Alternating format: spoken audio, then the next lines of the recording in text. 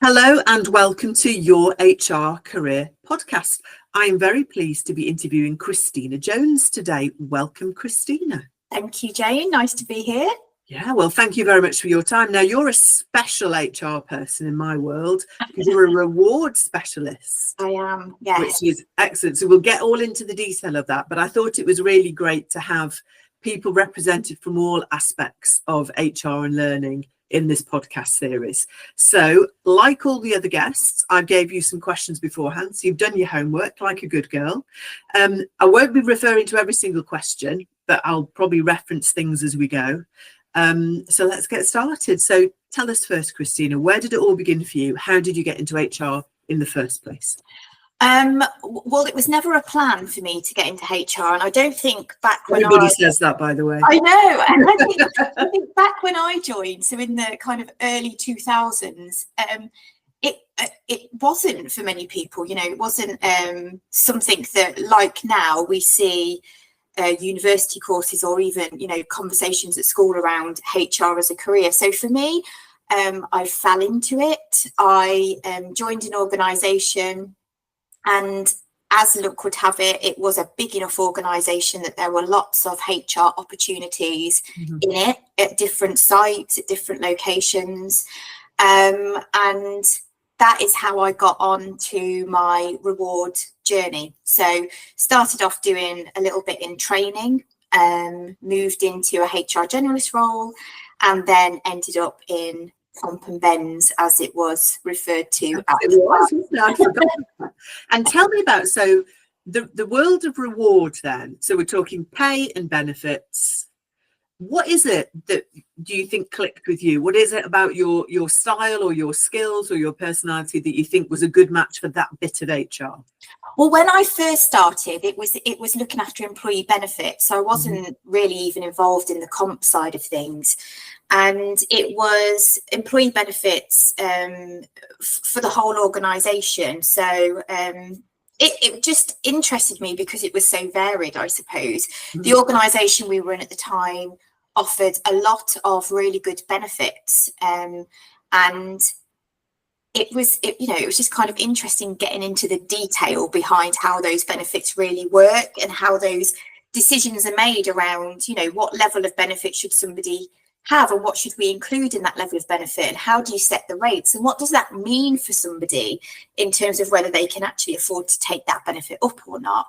And it was right at the time actually when flexible benefit platforms were just coming in. So it was quite an exciting time to join Comp and Bends because there were a lot of big projects going on.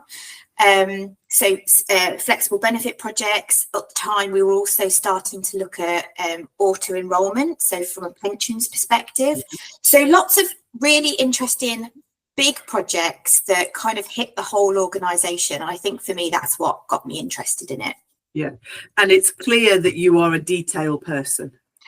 I suppose I am. I say that in a good way. I mean, I think that's a good thing, but just in the way you describe things. And I think there is something in that, isn't there, about and wanting to understand the sort of the nuts and bolts of something, the mechanics of how it works and the detail.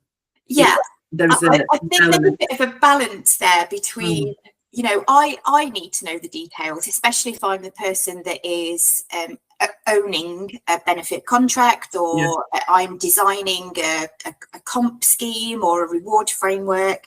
But what you've also got to consider is how much information does the person at the other end need, and what's the best way to explain it to them. So I am a detail person, but I'm also very much about keeping things simple. There's nothing worse than trying to explain something and you're just getting a sea of blank faces. So you've got to really think about what the best way is to explain things to people, and really you can't do that if you don't know the detail. You've got to know what you're talking about. Absolutely, makes you ideally suited to reward, I would say, for sure. Well, and I think that it's that sort of clarity of describing, isn't it?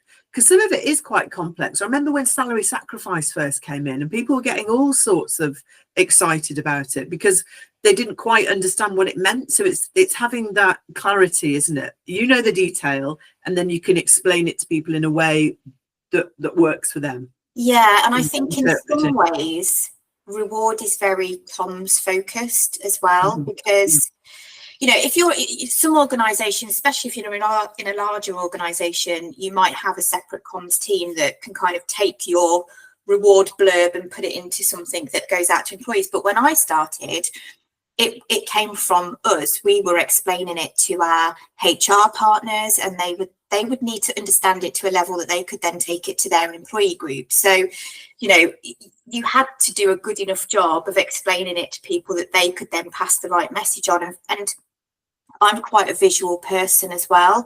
Mm-hmm. So for me, when I'm trying to explain things to somebody, I find it useful to have something that I can put in front of people and say, this is what it looks like visually, and kind of work through it that way.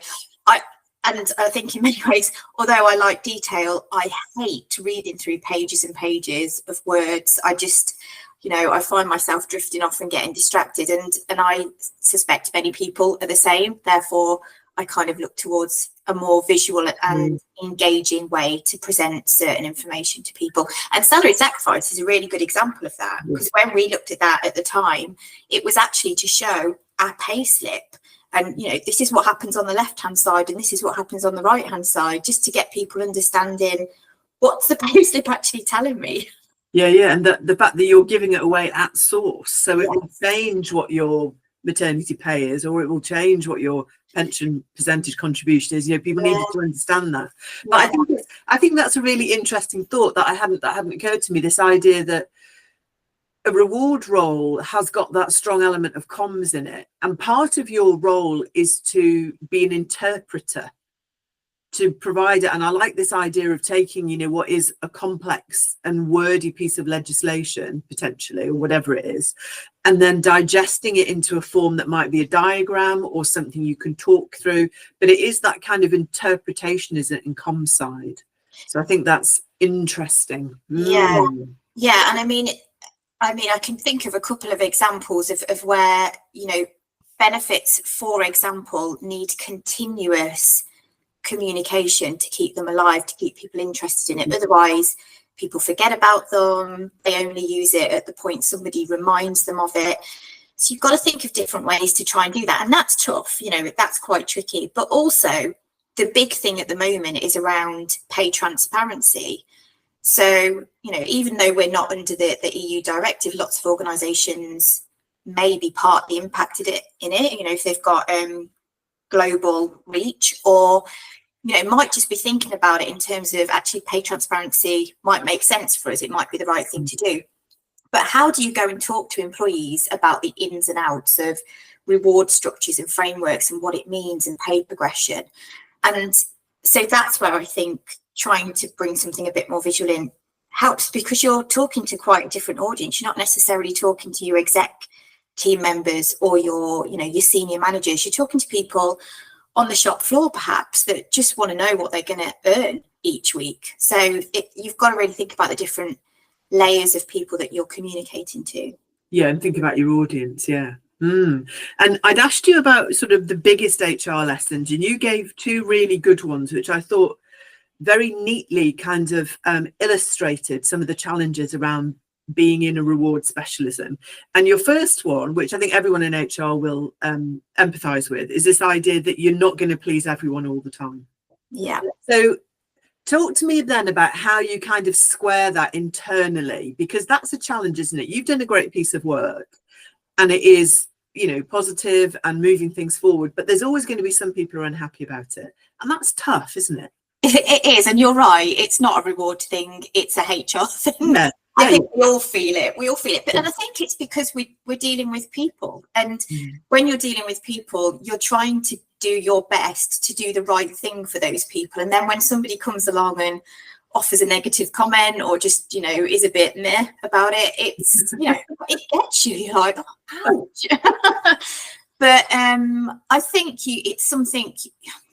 I wouldn't say you necessarily get used to it, because it doesn't, you can never kind of really brush it off. It's always going to kind of get you to a certain extent.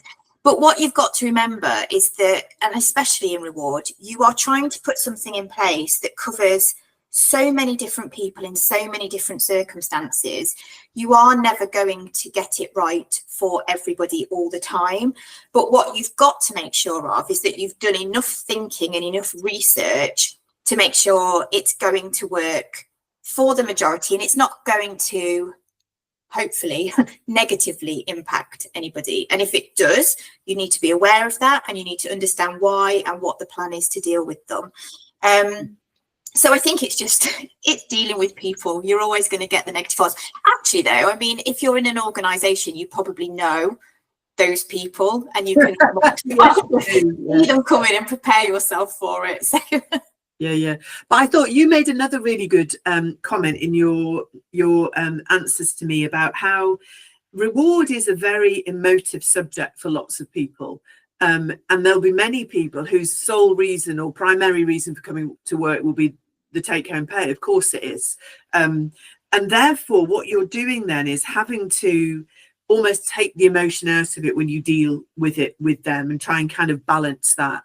And I think that's a really difficult skill set, which I think there's some similarities in other parts of HR, aren't there? Like if you are doing redundancy, or maybe someone's not successful for an internal promotion or something like that, which feels very personal, but that can be a real challenge, can't it? In terms of how real depth of emotion people attach to something. Yeah, absolutely. And in reward, it's a fine line, I think, between making decisions that take the person out of the equation entirely so that you can just look at the facts and your processes and all of that.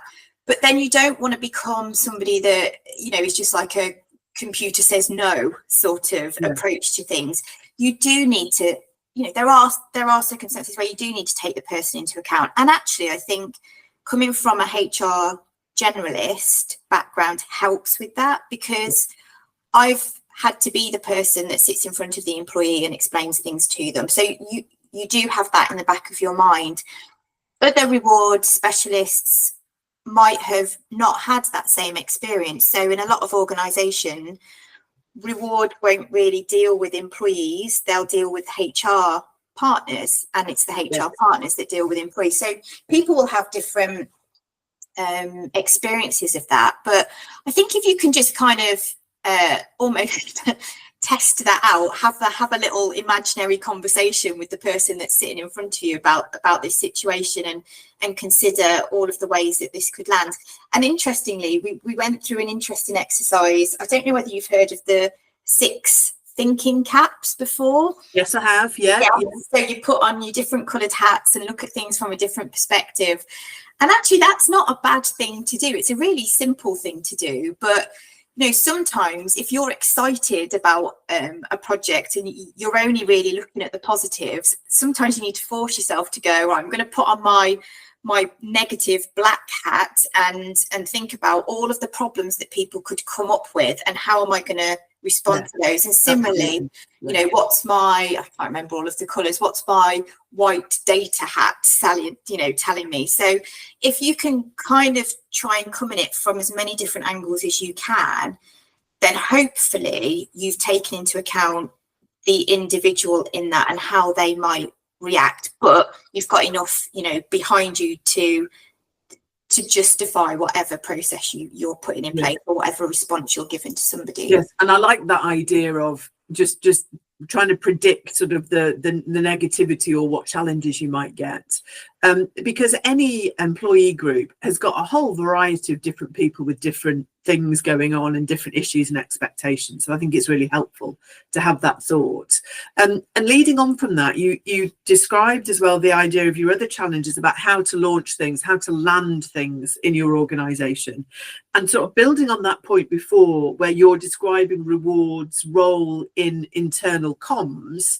It's a development of that concept, isn't it? That you need to be engaging with those senior stakeholders to get something agreed. It might be a really good initiative you think you should have, which extends something you've got already.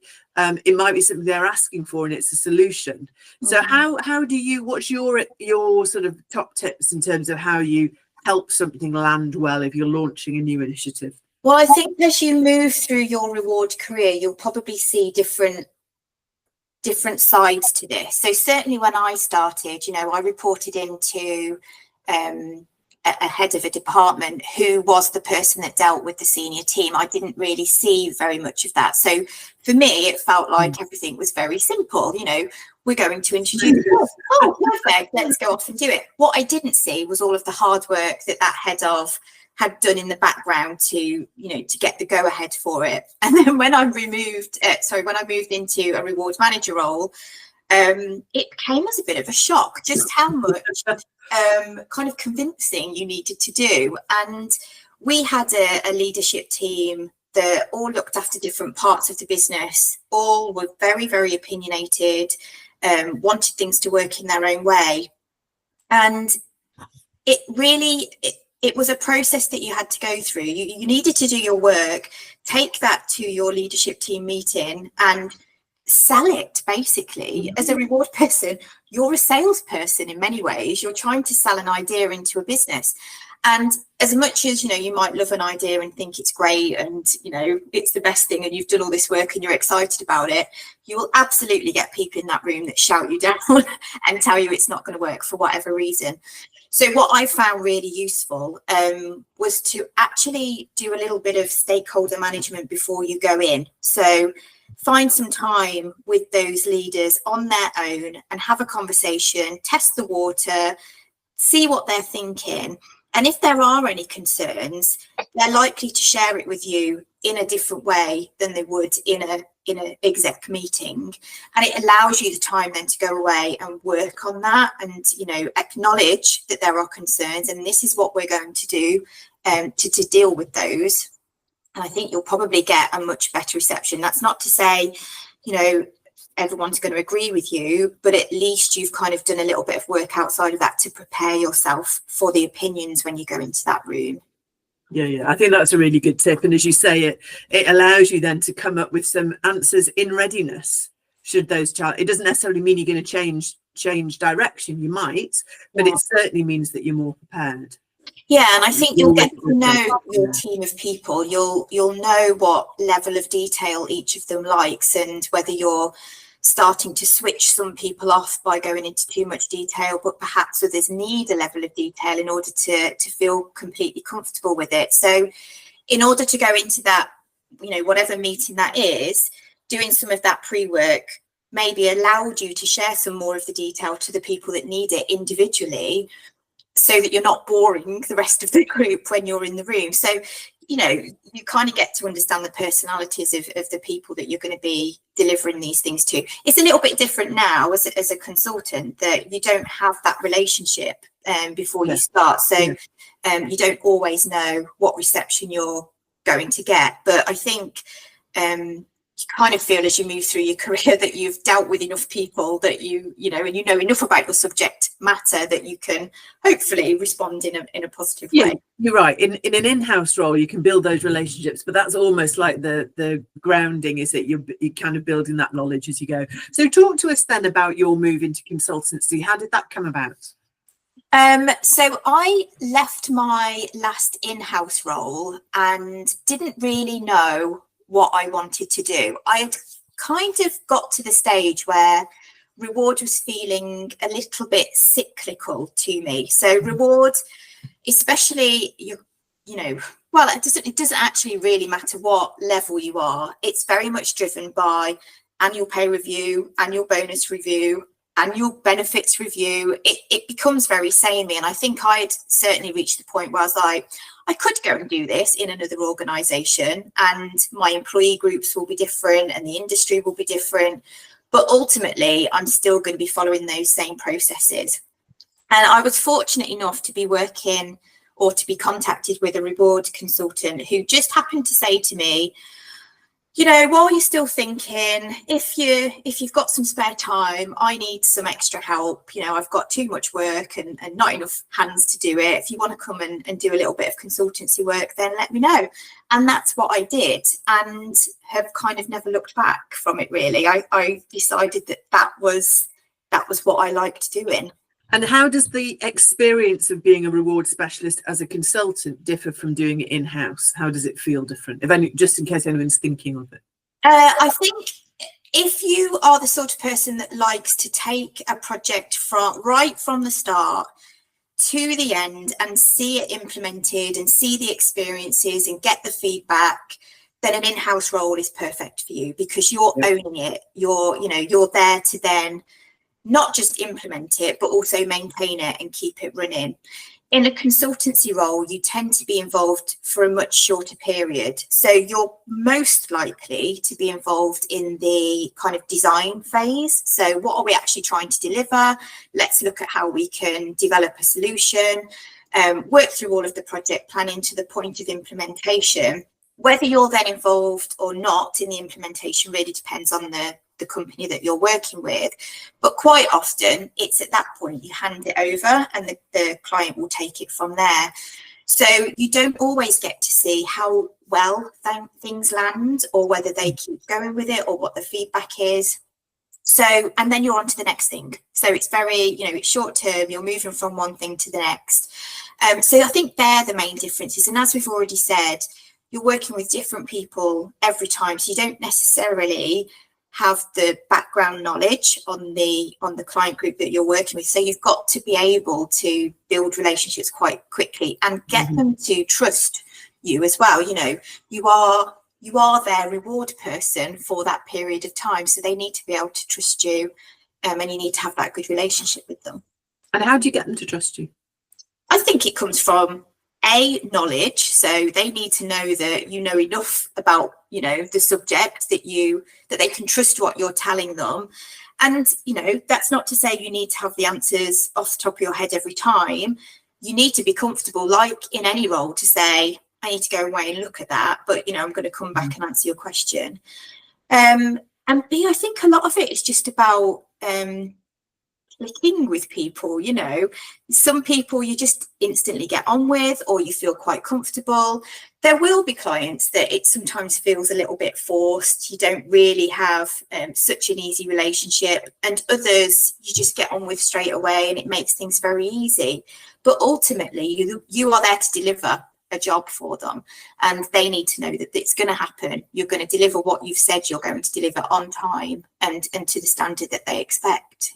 Yeah, absolutely. But I think that's really useful to sort of show behind the scenes. So if people are thinking about it, that will really work well for some people, won't it? Who are confident in building relationships, want to get in, make something happen and move on, and others want that longer term sort of vision. Yeah. So I think that's a really useful description. One other thing that you said that I thought was really insightful, I was asking you about advice you would give to somebody starting their HR career. And you said in particular, I would call it a learn, fail, learn cycle. You were saying that really you need to have exposure to real life situations and try something out and then reflect on what you could have done better and then do it better the next time. And I think that's excellent advice, but it's something that often HR people, and I think particularly reward people, may not often say, because there's this feeling you have to have all the answers and you have to be perfect. How would you respond to that? Well, wouldn't that be nice if we all did things perfectly from day one? That would be lovely. But in reality, it doesn't always happen like that. I think, again, because rewards and HR is so people-centric, you can do things time and time again and have a completely different experience each time. It really depends on the people that you're working with. But each time you do it, you will take something away from it and you'll apply that the next time you do it. So I think one of the things I was talking about was the fact that when I first started in HR, I did the CIPD qualification as it was back then. And, that was all great. And we did lots of theory and wrote lots of case studies, but it was nothing like actually doing it in practice and, applying things in practice. And I think the reason for that is that theoretically it all makes sense, but try and implement that into somebody's workplace, from an employee's perspective, it doesn't always work as well. But you're never going to know that until you try it and something happens, somebody points something out, something fails, and you have to go in and fix it. So you've got to build up that experience, and there's just no getting away from doing that, I don't think. No, I think that's right. But I think you underestimate how brave that is as an approach. And I think particularly in reward, because it is people's pay and people get very emotional about it. But that's the reality, isn't it? We're not perfect and we're not going to do everything perfectly every time. So I just think it's a really positive approach. I think it's something that's really worthwhile for people to think about as well. About, you know, a few people I've interviewed have talked about making sure that as an HR person you are human, that you're authentic, that you are yourself, and part of that is admitting when it hasn't gone as well as you'd hoped.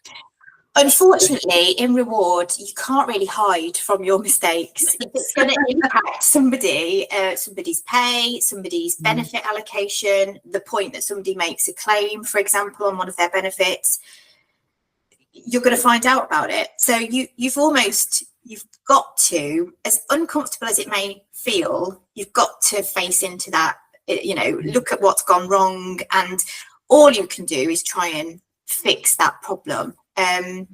But, you know, yeah, I think you're never going to get away from the fact that you know, we are human, we are going to make mistakes sometimes. But you're right. I think the more we can kind of have the right conversations with people and let them know what's gone wrong and what you're going to do about it, I think people, you know, accept that, hopefully. Sometimes it's difficult. It's, you know, you'll have some horrible conversations, but that's just life. It's fixable, isn't it? Yeah. Excellent. Well, we have just time for one last question. So tell me, Christina, where are you now in your career and what's next for you? So at the end of last year, I closed my own reward consultancy business, which I had been doing for about 5 years, and I joined a reward consultancy called Reward Heads. I had actually been doing associate work with them throughout the time that I owned my own business, and the CEO of Reward Heads is the very reason I got into consultancy in the first place. So that worked out really well. So for now, I am feeling like I'm just kind of embedding into being an employee again, but on a consultancy basis, and looking forward to all of the client projects that I'll be involved with over the next year. And staying in reward? Absolutely, yeah, absolutely staying in reward. I feel like reward is still kind of viewed as a bit of an area that people are a little bit worried about getting involved in sometimes. So, you know, a lot of the work that I did in my own business was supporting HR generalist consultants because they didn't really want to get into the reward area. But I enjoy it. It's what I've done for now a long time. And the consultancy, as I said earlier, gives me that variety. So you're always doing something new, even if it's just, you know, another benchmarking exercise, but with completely different roles in a completely different industry. It's always giving you new insights and new experiences. So yeah, definitely that's my plan. Reward. Well, fantastic. Well, I wish you the best of luck with that, and thank you so much for giving me some time today to chat about your career. I know people will find it really interesting. I think it's really useful to showcase the sort of the real spectrum of roles that are possible within an HR&L career. So thank you very much for sharing your story, Christina. Thank you. And thank you everybody for listening. Do sign up to my mailing list on Substack if you would like early access to any of the podcasts and to see the previous episodes. And thanks very much for listening.